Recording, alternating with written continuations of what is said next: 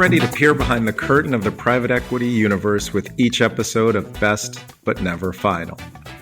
Hi, I'm Lloyd Metz, joined by Doug McCormick and Sean Mooney. Together, we'll navigate the corridors of private equity, revealing the uncommon knowledge, challenges, successes, and lessons that drive the world of private equity and business forward. Let's go.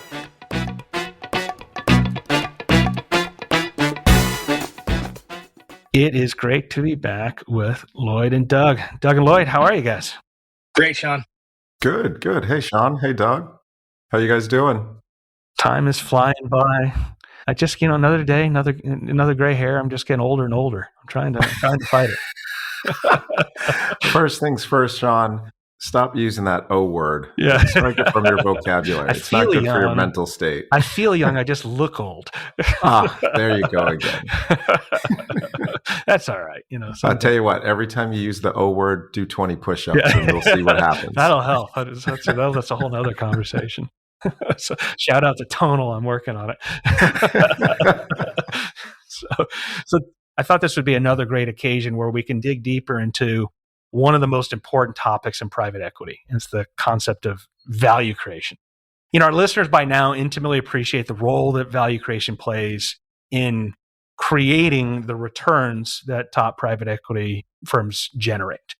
Value creation today, as we all know, is critically important in large part because Lloyd and Doug, sadly, you all are in a really competitive industry where you're very often compelled to pay a full market price. And the way you make your money now is not really as much on the buy as it used to be. It's really on the build. It's creating value.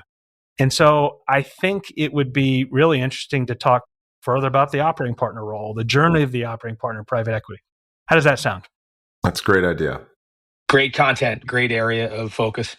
I think to help inform this, it would be awesome to bring in a friend of the show who has been there and is doing that. So I'm pleased to introduce to our listeners Mike Magliochetti, who is an engineer, a PhD chemist, a multi-time investor-backed CEO, an operating partner with healthcare and life sciences services-focused PE firm Riverside Partners, and an author of the best-selling book, Dancing Between the Toes of Elephants. Mike, thanks for joining us. No, thank you for having me. Really appreciate the opportunity, Sean. Just even hearing myself say your kind of abridged intro, it makes me look at myself and say I should have done better. But but I'd love if you can maybe kick us off and share more of your kind of story about the journey of business and life that you have undertaken to get you to kind of where you are now. Yeah, thanks. I've been an operating partner with Riverside Partners for 13 years now. Hard to believe. My background is very, very different than my partners. I originally trained as a chemical engineer, PhD in chemical engineering, and then after my first assignment was sent to get an MBA. And my path after that was more into general management, and I focused more in medical devices, diagnostics, some services, and I had the privilege to serve as CEO of three companies over the course of 20 years before joining Riverside that went through successful sale transactions. My first was a company called Eurosurge, which was a urology gynecology medical device business, which we sold to American Medical Systems. After that, I ran a business called RMH Ortho Rehab. That was an orthopedics business, more of a turnaround, actually, that we sold to a European company called Autobach. And my last company was Claros. That was an oncology diagnostics business that we eventually sold to the public company Opco Health. It was while I was at Claros, early in my tenure, that I met Riverside Partners. I met the managing partner here, David Bellick, and we clicked right away. A mutual friend put us together for coffee, got to know each other a little bit, and he asked me if I wanted to serve on Riverside's Healthcare Advisory Board, which is a group of business executives from all different subsectors of healthcare in which we play, to really help serve on boards of portfolio companies, help with diligence, and contribute wherever possible. It didn't seem like too heavy of a lift at the time. I was in Boston, they were in Boston, so I decided to do it, and I did it for the next 4 years. I really enjoyed it, and when Claros transacted, I stayed along with the acquirer to run the global diagnostics business for about 14 months. And during that time, I was getting more and more involved with Riverside, and so made the decision to join full-time. Before I jump into a little bit more about your background, I just got to ask. So tell me about how you came up with the title of the book. That's a story. It's actually an anecdote from the book.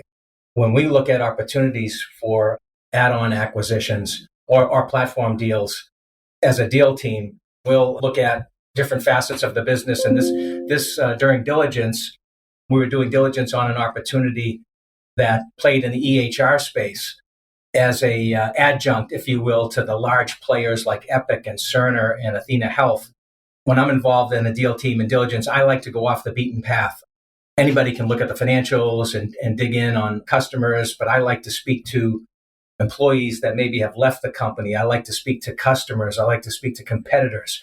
And now that I chair the Healthcare Advisory Board, I go to them for advice on and guidance on some of the businesses that we're looking at. And so with this particular company, I went to them for some feedback, and in the process got introduced to a few executives at Epic and Cerner, some of these big EHR players. And I learned that, in fact, the service that this company that was providing, we liked the company, a good management team. It was growing. They were focused more on small and mid-sized hospital customers as an adjunct to curate data that would go into an EHR. I learned that, in fact, these large players offered the same service, but it was on a shelf, and they weren't promoting it. It was just a land grab, trying to get engaged with the large medical centers and hospitals, $500 billion implementations for Epic and Cerner. But they were coming down market. They were pursuing these market tributaries. And I learned that they were going to give away that service as part of a suite of offerings to garner market share for those smaller and mid-sized hospitals. So as you know, with the deal team, you can get deal fever, and you get past a certain point and you build momentum and personal involvement with the founders. And so I brought that information to a deal team meeting, and we need to be 100% unanimous in moving forward with any deal with these check-in points, these stage gates during diligence. And it came to me, and everybody was for moving forward, and I shared my findings, and it was met with a bit of frustration. And so one of my colleagues said to me in frustration, Mike, you worry too much. There's a business here dancing between the toes of elephants. So I knew I had my title. Outstanding. With that story, I got to ask, did y'all move forward with the deal? No. We didn't move forward with the deal, and that partner is no longer with us. Oh, goodness. He's still alive. He's just not with the firm. Sorry to digress, Sean. I can't help it. This is a great story, right? How did they come around to seeing it your way, or did they have to go on their own and find perhaps another set of facts that suggested they ought not to move forward with the deal? Which path was it? Independent path, or did they finally come around to seeing what you saw? They came around, but gathering their own data and kind of double clicking on my findings and making sure that what I was finding was valid, and just we pressure tested it with a few other connections. And so it's tough to back away. It's, diligence is expensive. It's time consuming. There's an opportunity cost associated with it, but it was the right decision. I think it also highlights how operations teams are really fully integrated in value creation. And it's not simply once you own the business, but it's in the diligence phase, really being part of the underwriting team, because fundamentally you just have a different skill set and a different set of criteria that you're focused on. And so I think that's a really interesting just kind of takeaway from that story as well. I want to kind of migrate though.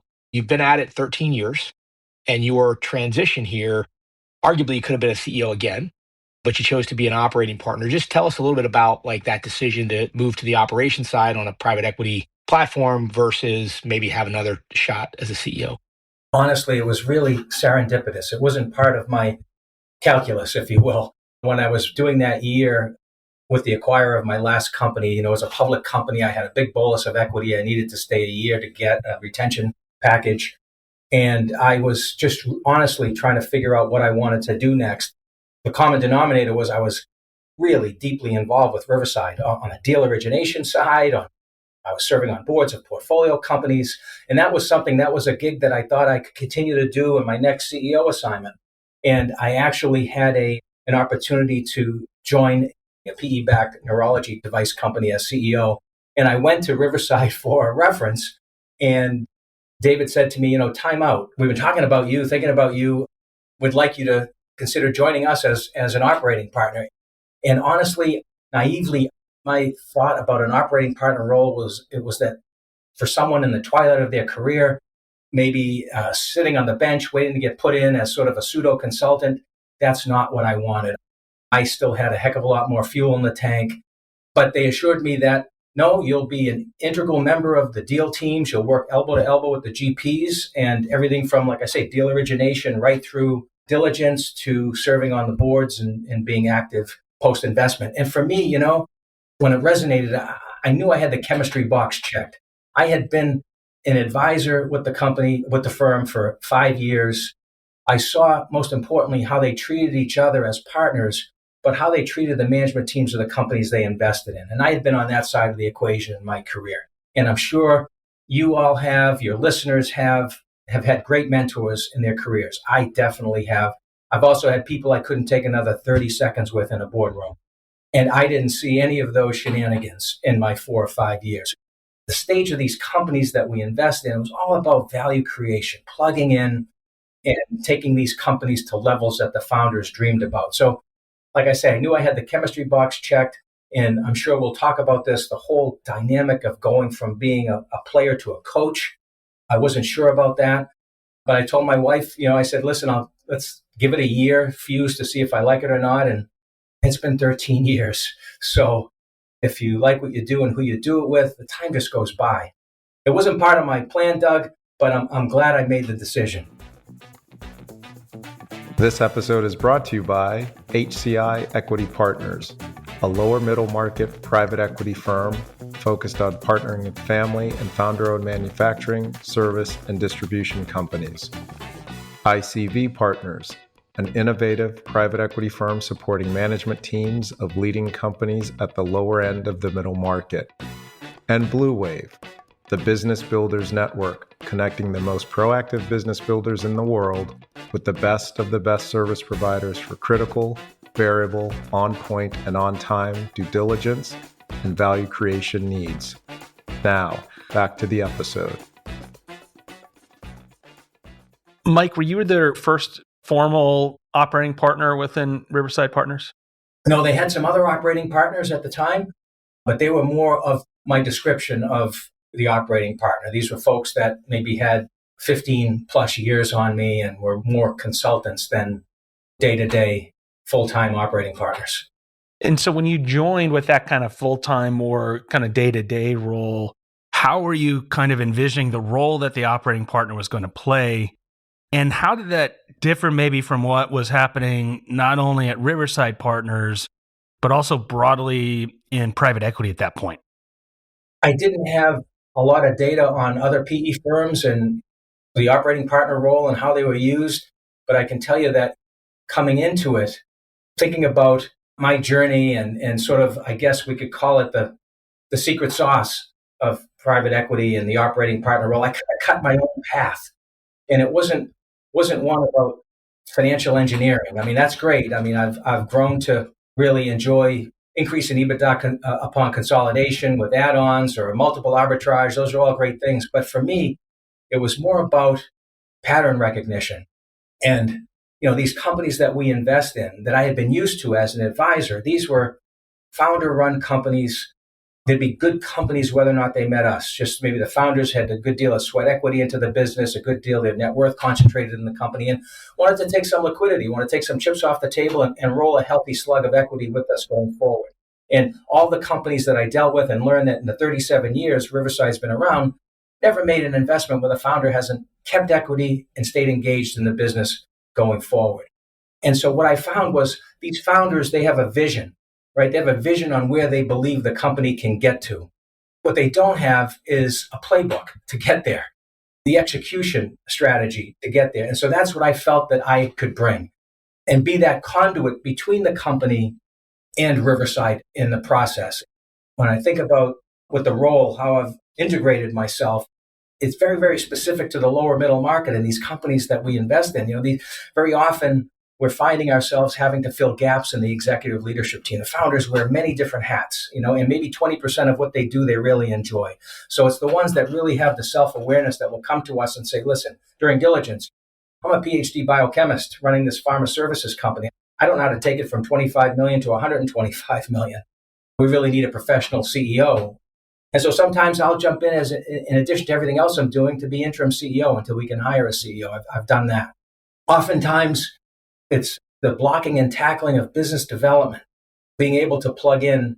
These companies may be growing 5, 10, 15+% a year just by word of mouth, just by client to client referral based on the network of the founder. And so what I really enjoy doing is diving in and building out that function, bringing on a chief commercial officer or VP of sales and marketing, inside sales, field sales, account management, marketing, and implementing the systems and processes that go along with that.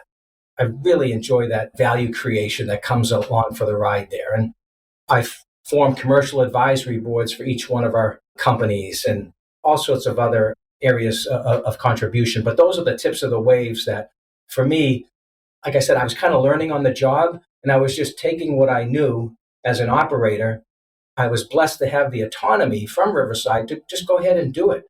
So, Mike, this is fascinating because you've laid out a lot of specifics, both in your discovery path as well as elements of the playbook. As I'm thinking about it, I guess my first question for you is, what's important to being successful in an operating partner role? What do you think it was about you that allows you to learn as quickly as you did, develop? I think you said you learned on the job. Like, what was it that allowed you to do all of that other operating partners out there in the world could benefit from hearing? I kind of came at it from just the way I've run companies and learning. I've had PE investors in the past, family office investors, and PE it thrives. It's built on transparency and trust, and you don't get the latter without the former. So really being open, honest, both from a subjective, perhaps nuanced approach from an organizational behavior standpoint with these companies and management teams, and both objectively with, I'll talk about building value from a business development standpoint. And at the end of the day, the common denominator is the company has to be better for you touching it than for you not, and adding outsized value. How have I been sort of successful in doing that from my perspective at these lower, in our sliver of private equity? It's a bit nuanced, but I really try to be a trusted confidant to the CEO and the executive leadership team. And that doesn't start after we close a deal. I really try to, during diligence, pre-LOI, get one-on-one time with the leadership of the companies, just to show how we're differentiated as a firm, how I'm differentiated than other folks they may have met with in the past, and how I can help them take the company to the level that they maybe dreamed about.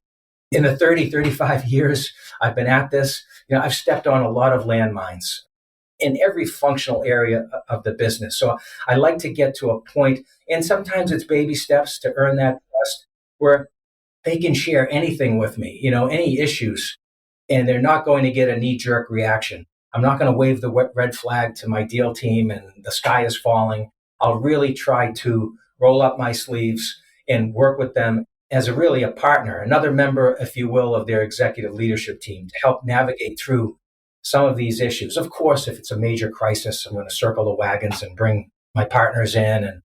But it's kind of building that trust and avoiding at all costs the us versus them mentality, that can often happen. And them should be the competition. So I had a CEO refer to me once as his designated hitter, both organizationally and from a business development standpoint. And then, more objectively, I talked about building out that business development function, but once we get the wheels on the bus and we're rolling there and, help implement Salesforce or HubSpot, I sit in on the weekly business development team meetings and interrogate the pipeline. I mentioned the healthcare advisory board that I was part of for 4 or 5 years. Now I chair that group, and I've expanded it to about 20 plus individuals, all very active in our portfolio companies.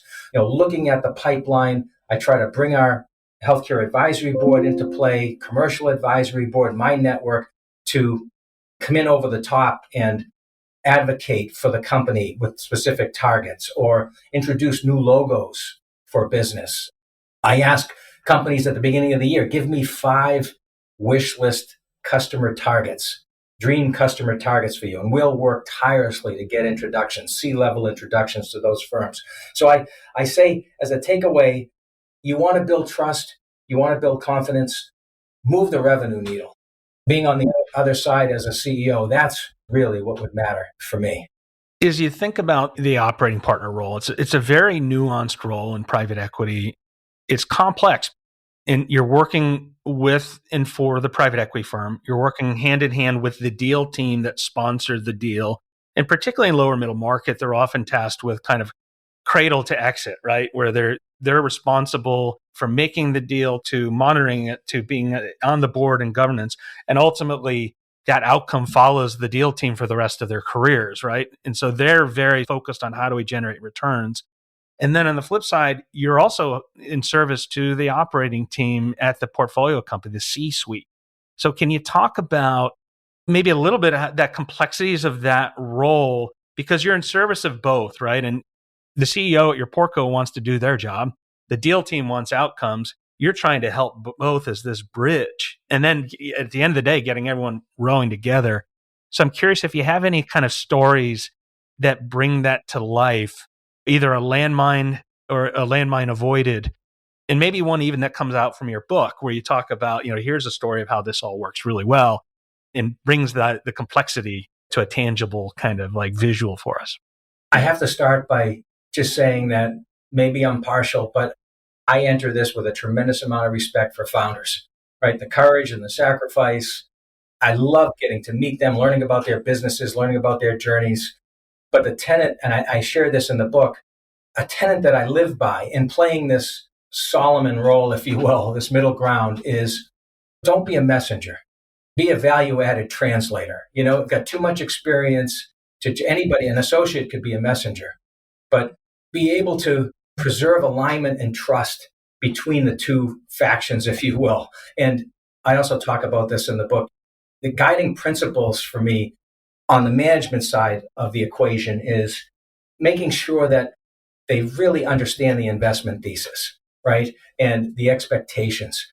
And sorry to geek out on you a little bit here, but I think about MBOs, right? It's so important for our companies, and I get involved with those. 40 years ago, I forget how many organic chemistry semesters I took, maybe 3, maybe more. But you start off with this gigantic molecule, complex protein that you're trying to build, and you work your way backwards all the way to the initial elements that have to come together in that first phase. It's the same thing with getting to that outcome that we think about 4, 5, 6 years. It starts with staying true to the mission, that investment thesis, and having these actionable priorities that titrate through the entire organization. These MBOs that I work with each of our executive leadership teams to set those every year. And really, with the teams, I talk about this in the books, serve outcomes, not egos. And we can maybe talk about that a little bit more, but that's so important. It's really a guiding principle. And then the alignment and trust on the other side with the deal team is really understanding the realities of execution. What's happening, that there's people behind that spreadsheet on things that need to get done, and provide an unvarnished perspective on that's really grounded in facts when we talk about the performance of each company. And I know as a deal team, you can get focused on all the challenges that the company's facing and just try to key in on that every time you have an interaction. But, it reminded me last summer, we have weekly deal team meetings with our portfolio company CEOs and CFOs. One of our companies, we were reviewing performance during the weekly call. And it's just, the CFO will just throw up on the screen just some KPIs. And I kind of stepped back because we talked about how many proposals were issued that week, how many new client wins. There was $1.2 million of new client wins that week. There was $200,000 in losses. And we just breezed through it. And I stopped. And the week prior, there was $1 million of new client wins. The week prior to that, about the same. And I just stopped and I double clicked on it with the CEO. And I said, if you think back when we invested in this company a couple of years ago, we were lucky to get $1 million, $1.2 million of new logo wins in a quarter. Take time to give the kudos, to not only drill down on the challenges, but to take time to celebrate your wins. that builds camaraderie, that builds trust between the two sides. In my CEO roles, I was involved with some really, really incredible technologies and products. And with the transition to Riverside, we focus a lot on, we don't take binary risk. We invest in companies that provide services to those who do take binary risk. And so getting acclimated, I can tell you a story from the book with company Bioagilytics that we invested in, the largest return in the history of the firm's bioanalytical testing lab, pharma services. And I remember meeting the founder the first time. It was early in my tenure as an operating partner. I'm sitting there listening, and they're providing laboratory services, bioanalytical chemistry services for pharma and biotech. I couldn't get my arms around what's proprietary here, what's differentiated. And I asked the founder that question, and he said, the service that we provide, the quality of the service, time of delivery. But you have to remember, in this business, our IP is our people. And so that resonated with me to this day. And I think about that with these companies that we invest in, that you really have to take time to just stop and appreciate the numbers on the page, but also the people behind those numbers. You said a couple of things that I couldn't help. I had to write it down because this you're serving up some great pearls of wisdom here. First thing I thought I heard you say, you said, serve outcomes, not egos. Did I hear that right? You did, absolutely. Say more about that. What does that mean? Just day to day working with a private equity colleague? What does that mean operationally, so to speak? It's an interesting dynamic with founders. More often than not, the founders come to the realization that where we're going to take the company, that the pace at which we're going to move forward, that they're better served in a role not being CEO. And they come along with that. But what may seem that way day one, and thankfully this isn't always the case, it's amazing that the deals that we do, these companies executing a transaction, you're basically creating generational wealth for these folks. By doing the transaction, executing the transaction, that wealth is created. Despite that, even though they have a healthy slug of equity going forward, ego will creep in. That loss of control, that need for control can blind them to what's healthy for the organization. And it amazes me sometimes that we're dealing with that. We should be focused on the outcome. They should be focused on the second bite out of the apple that we're going to get, and not the ego. Any thoughts or vignettes on how to get a founder to that place? Again, just being transparent and honest and having them play a role in decisions that are made. Despite doing all of that, Lloyd, sometimes it's almost like a childhood behavior reversion that takes place. And thankfully, it's not all the time. I can count it on one hand, but it really takes a lot of effort to ensure that that doesn't happen. Despite some of the best efforts, I've still seen it happen. Mike, I liked one of the things you also said in terms of the role of the operating partner that very much resonated with me is this concept of being a translator. You've been on both sides, right? And so you've got the deal team that has their pressures that are real, right? And they have their methods that they have to do to generate returns. And then you have the founders who have their own pressures, and they've built this company into something that's amazing, but has a long way to go in the next chapter of its story. And they're trying to figure things out. And so that middle role of being a translator between the two can be so valuable, right? Because very often it's hard to have that natural dialogue without someone kind of being this intermediate translator, as you said. With that in mind, it sounds like in some ways that's what you're doing with your book, right? You're putting it on paper, so you're turning the cards face up. And one of the things I'm always curious about, and I'm sure like Lloyd's got his book that he's going to in his head. I've learned his book like episode by episode, and I take lots of notes, and same thing with Doug. But that's a big undertaking, right? Why did you decide to do that? It's no trivial task to kind of like put it all on paper and then share it with the world. It was a process. Looking back on the 20 years as a CEO, any CEO assignment that I was fortunate to get offered, whether it was in urology, orthopedics, oncology, I never felt I was qualified for the job. Not because of imposter syndrome, but for example, I got tapped to run an orthopedics company and I had never spent a day in orthopedics in my life. So maybe I was a good operator. I returned money for shareholders, I got that assignment. But what that translated to very quickly was having to go toe to toe with an orthopedic surgeon to articulate a value proposition, whether it's financial, patient, clinical, and a very, very steep learning curve to not be an inch deep and a mile wide.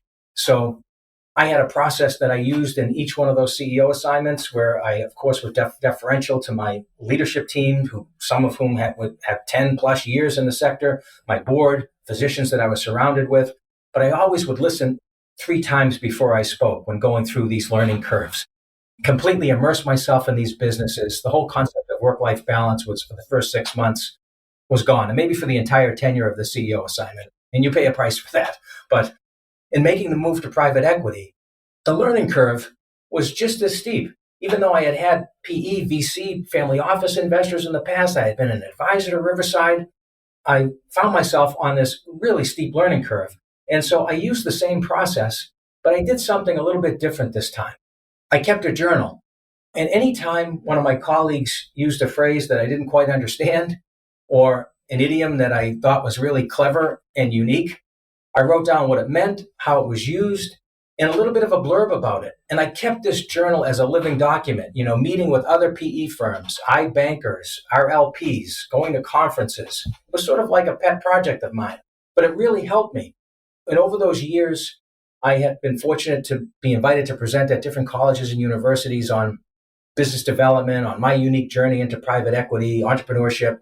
And I was presenting at an Ivy League school, and one of the professors there, not much of a filter, but a nice guy, asked me, how the hell did someone with a PhD in chemical engineering ever wind up in private equity? What was that journey like? Why don't you have tenure somewhere on cruise control at this point in your career? So I kind of stepped back and answered the question, took him through my process and mentioned the journal. And he stopped in his tracks and he said, listen, my students are mired in finance, accounting, business techs. Many of them want to work for PE and VC someday, many perhaps for PE and VC funded companies.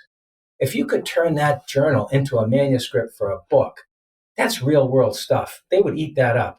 So it kind of resonated. I remember traveling back and thinking about it and then pressure checking with a few folks I really trust in my network. And they all came back and said, this is really interesting. I don't think anybody's ever done anything like that. And if you did it in a way where you made it educational and yet entertaining, that could be really cool. So that was rounding the corner on 2022.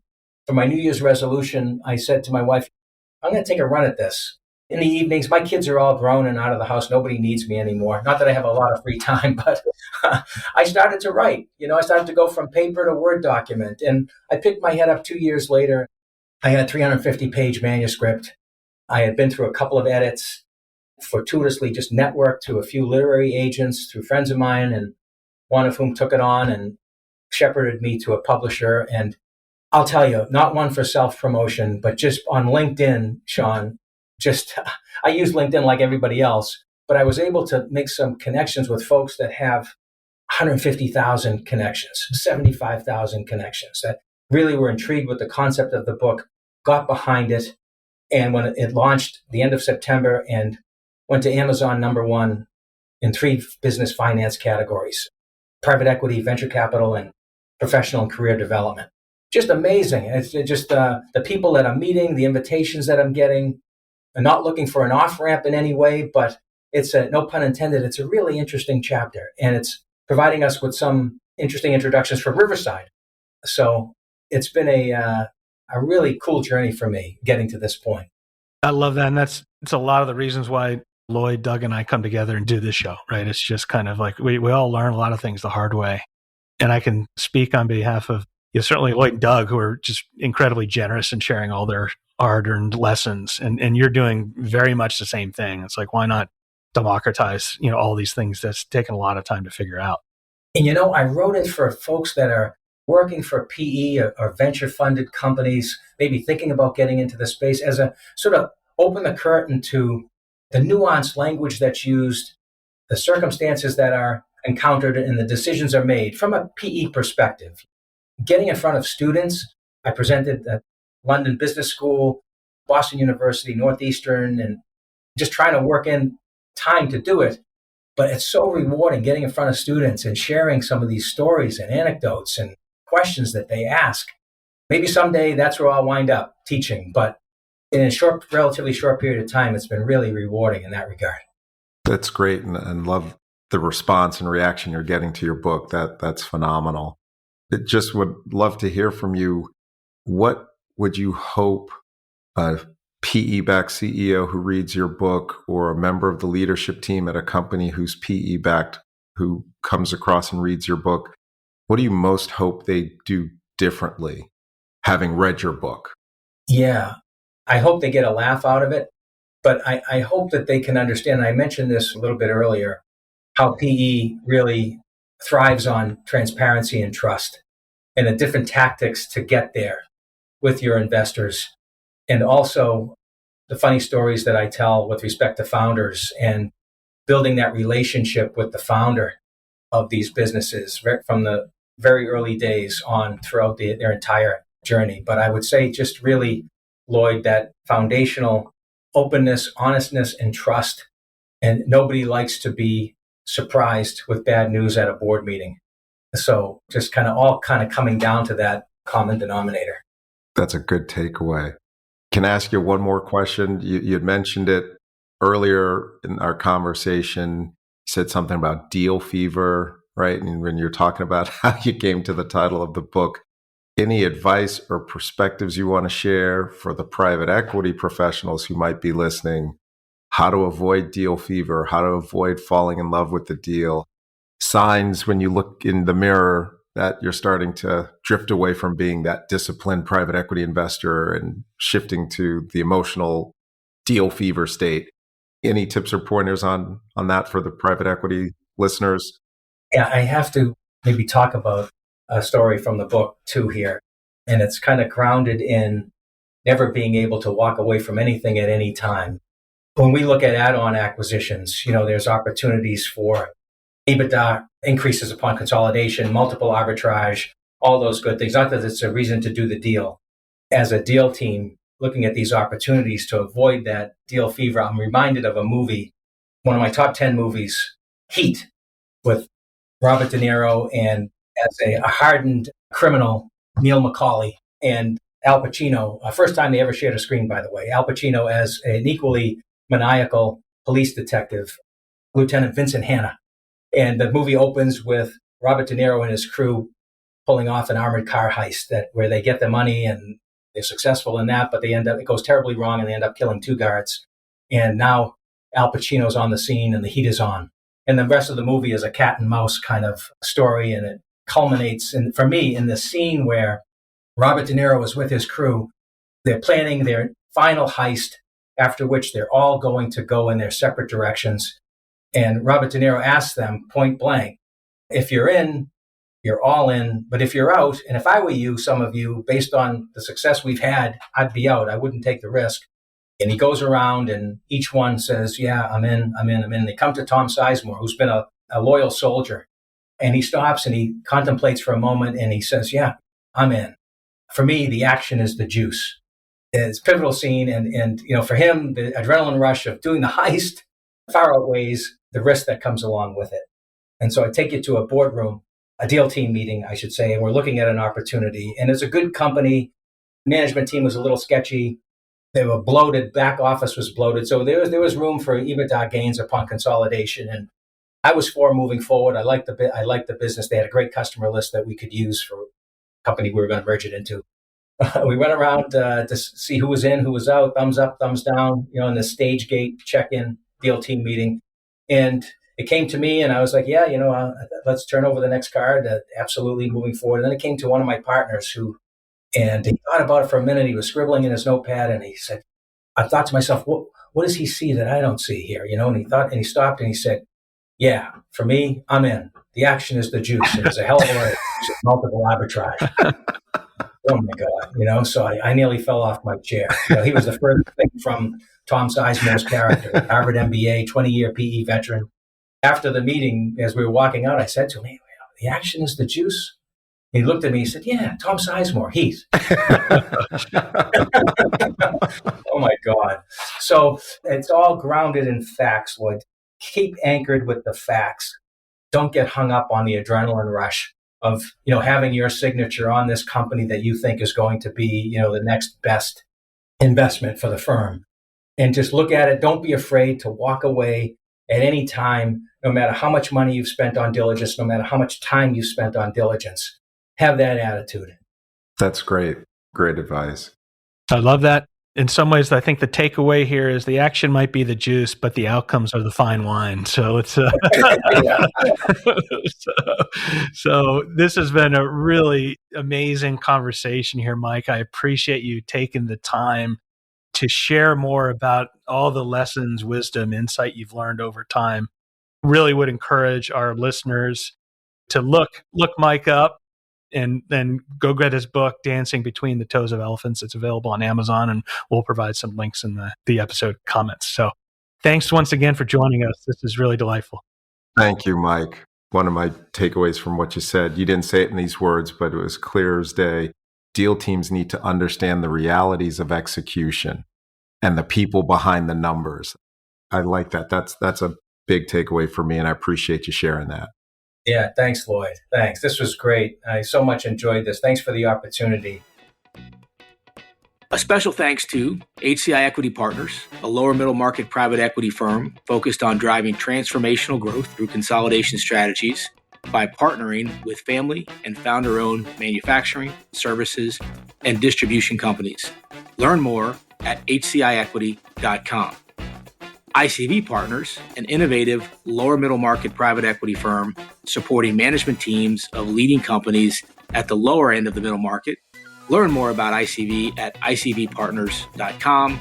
And finally, Blue Wave, the Business Builders Network, connecting the most proactive business builders in the world with the best of the best service providers for critical, variable, on-point, and on-time due diligence and value creation needs.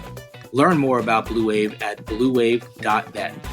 For further information on HCI, ICV, and Blue Wave, and relevant topics discussed here in the episode, please see the episode notes for links. The views and opinions expressed in this program are those of the individuals presenting and do not necessarily reflect the views or positions of any other persons or entities, including those referenced herein. No representations, warranties, financial, legal, tax, or other advice are made herein. Consult your advisors regarding any topics discussed during this episode.